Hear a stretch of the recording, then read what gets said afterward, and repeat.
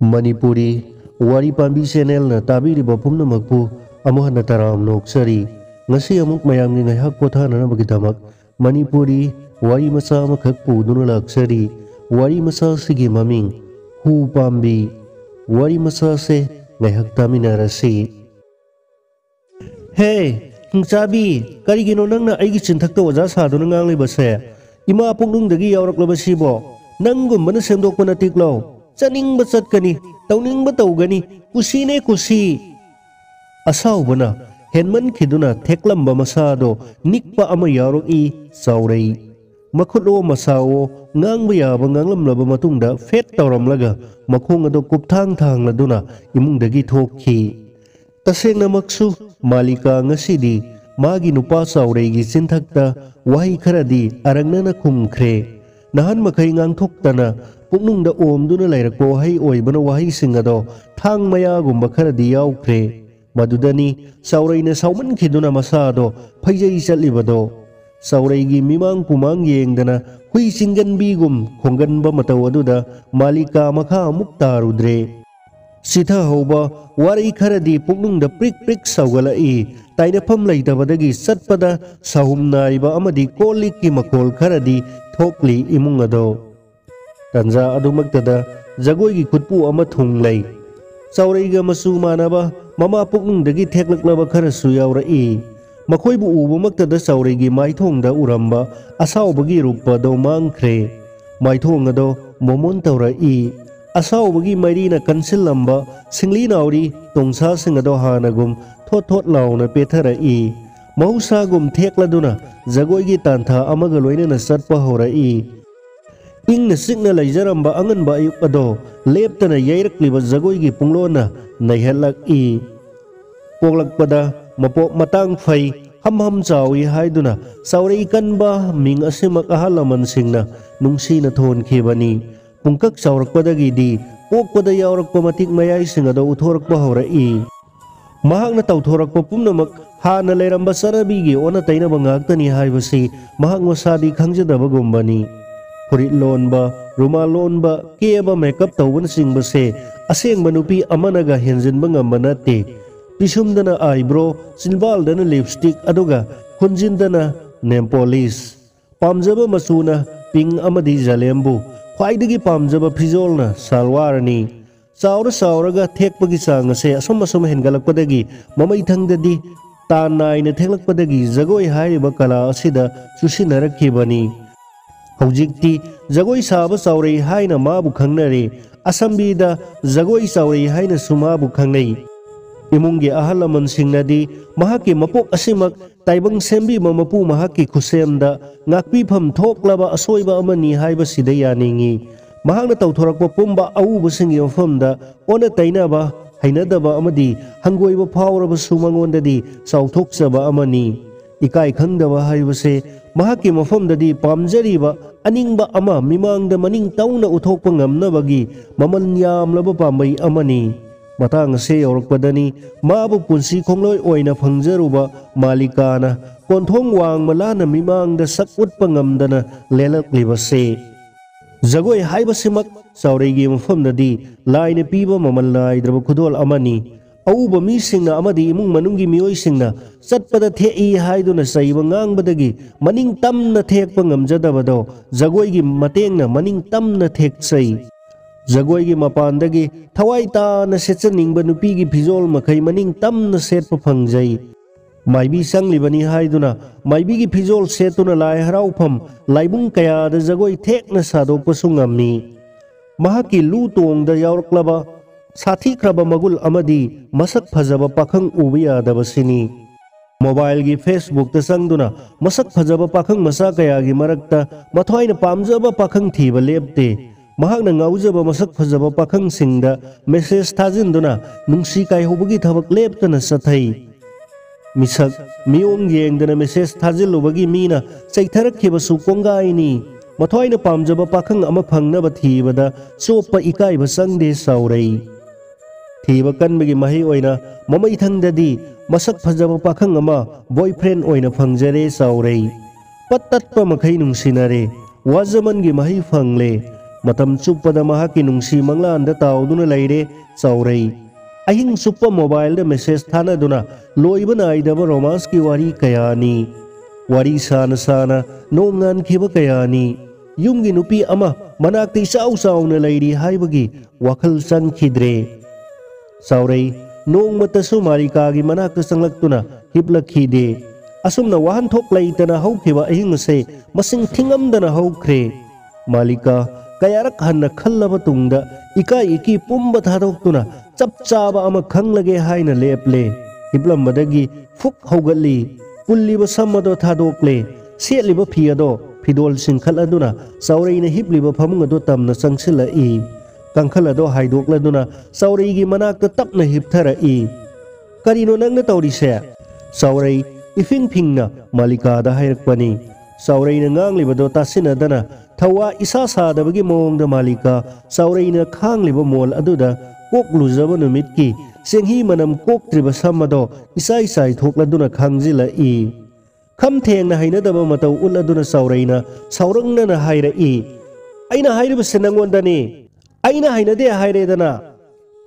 magi nupina mapuroibagi manakta hippasibu haunadaba thabaklau hayo ayese tamogi ufamda lamlanbi amara Malika do saurangna na fuk haugatki han hiplamba phamung adu da kakhatuna hipki Malika na khonjel li thoktana sut sut kaplibado Saurei tarabasu tasinade tanja adumaktada mobile da message lakpagi makhol tark I tumlabau diyar tumdriye diyar gi message lakpa ngairamline nanakta lang ingbana laitadre pungningse yumgi tay madunabu ayabu pirakadro aigi apamada mahana thingma matik nateda adumna haigano diyar masu thamoi palibane luna tawbiyo aikhoi anitagi oina wari sa se diyar asengbagi ni ai nangi nungsibana ngawrabani ngawbagi sang ado yamna khangningkhreda karigumba punsi sina anawba mapok ama oiramlabadi aigi punsi gi lila phamba asida nangna mayai lephanduna mapok ase loidri fawbana nakta lengduna leijaningi Saureina ahing suppa kanagumba amaga mobile da message leptana thanari haiba khanglabasu Malika karimata hairudre tauge haibagi matagum tauribani haiba khangi karigumba yaningdabagi wahai khradang hairubada Saureina taurakadabu matau aduna hena tankre tumthaba yadraba ahing aduda Saurei gi mobile da lakleba message ki makolado tasinadaba saduna nongan mangairi Malika handak marakse Saurei do miss thokani haiduna ketwak yamna satkhala I hanadagi thektuna leibadugi mathakta ketwak amuk satkhalakpadudadi irujaningduna leiringaida thongra teklakpaga chap marakre madudadi tawbiganu haiduna Malika na kaptuna haijai adubu haijaba pumba nungda ising saibagum thoi ikoi kuidringai mahakumba athekpa ama Thailand da miss thokpa yaurui kari no mana mathum khara su phanglak I hai social media da yamna viral oikhi madugi matung ikoi kuidana hospital amada operation tawduna padagi pi on khresu hainai pau asina Saureibu laita handre masak phajabada haira mina hen banate mahaida haira emeni sanabi nat culture fazana khangli jagoi haira mabu nambi na balaitrabani mispu thokabadi sungsoi soidana title di laugani wakhal asida luptuna laikre Saurei masigi sumathakta mahakna matam kuinagi mamangdagi mangphauna rakpa ngairiba manglal ama leiri nupa oina polakpa mahaki mapok ase mahakna yamna penjade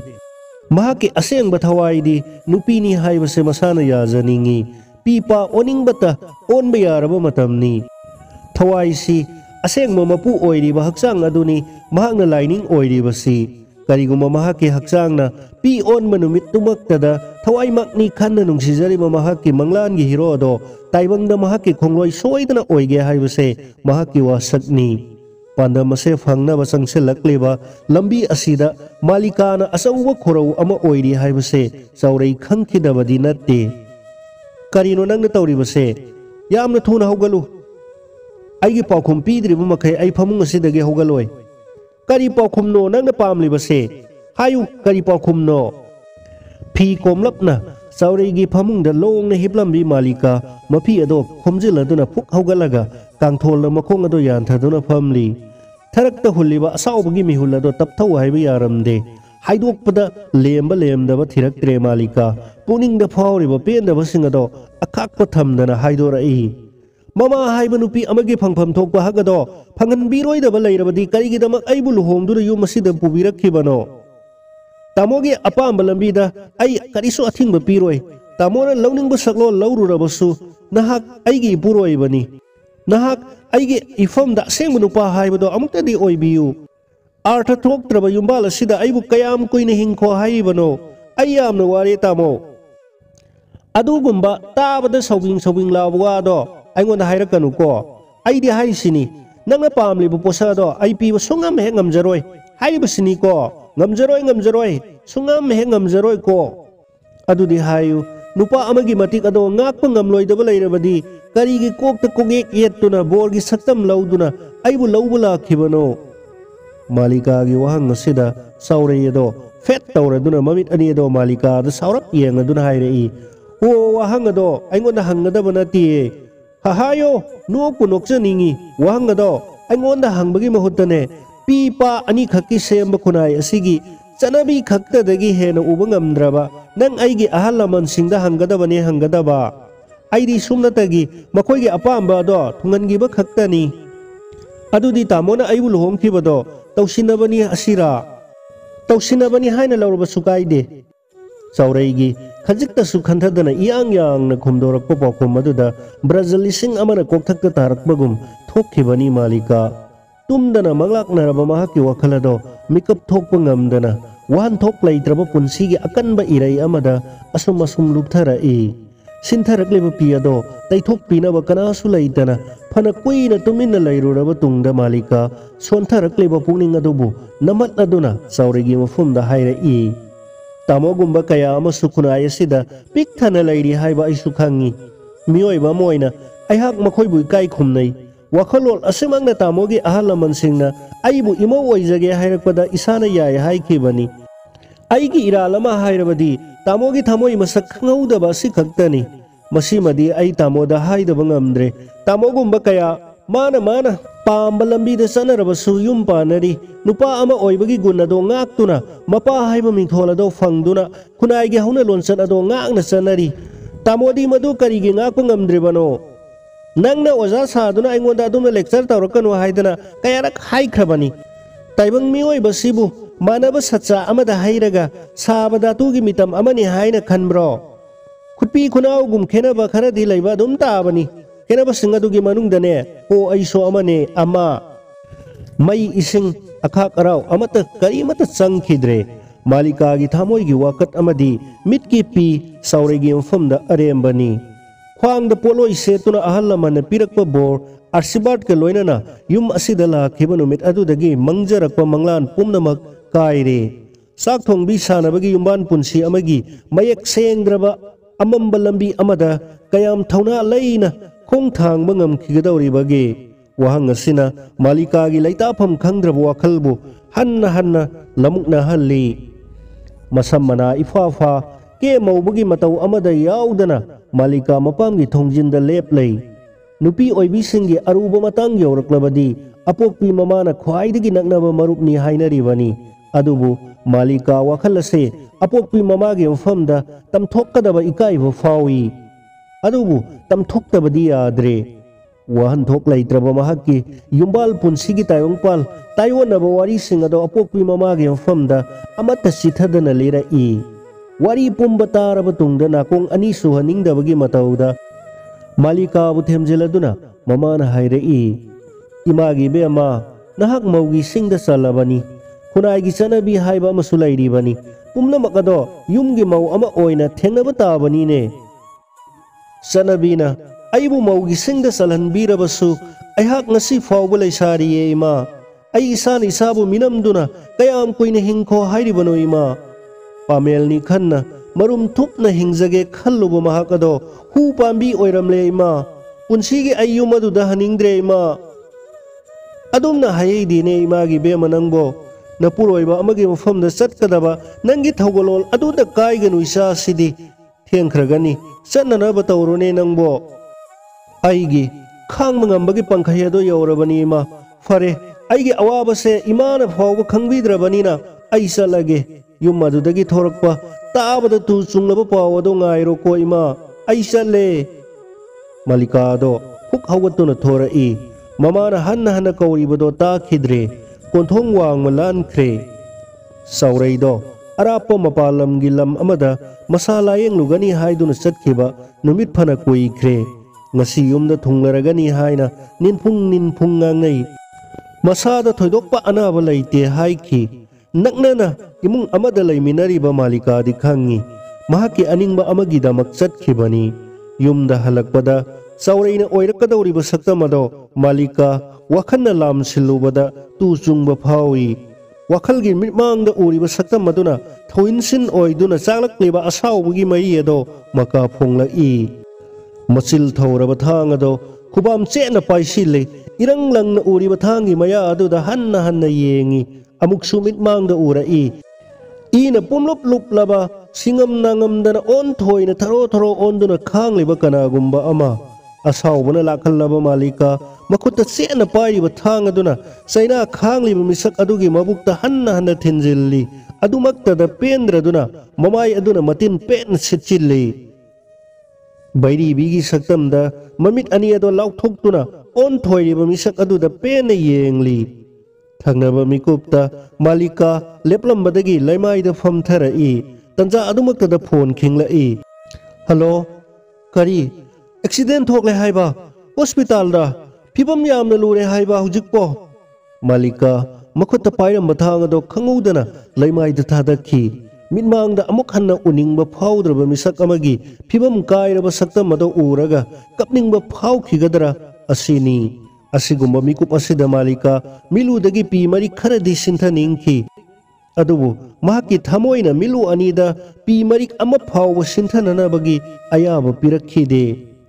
siba sangba mafam khangdraba mapuroiba saurai gidamak Malika konjel hauna tengthaduna kapangam khide chamjarabi mahaki ngaksamda hukpi kheba tausinaba lai pareng adugi lamal oina tausinaba mitki pi mari kharadi sinthafam thoktabara karigumba mahakna lilage artist oiramlabadi thamoi phukpa khonjel na tengthaduna yamna mataumana kapsinaramgadabani pumnamak oiduna Malika amuktadi pena kapke haiduna fana kanna honai adubu pi marik ama phawba tara u haiba yakhide khonjel li thoktana pungningda warauna haira I hu pambi da yetluba urigi awaba haibado masi oire ko wari masasigi aiba tayai mangang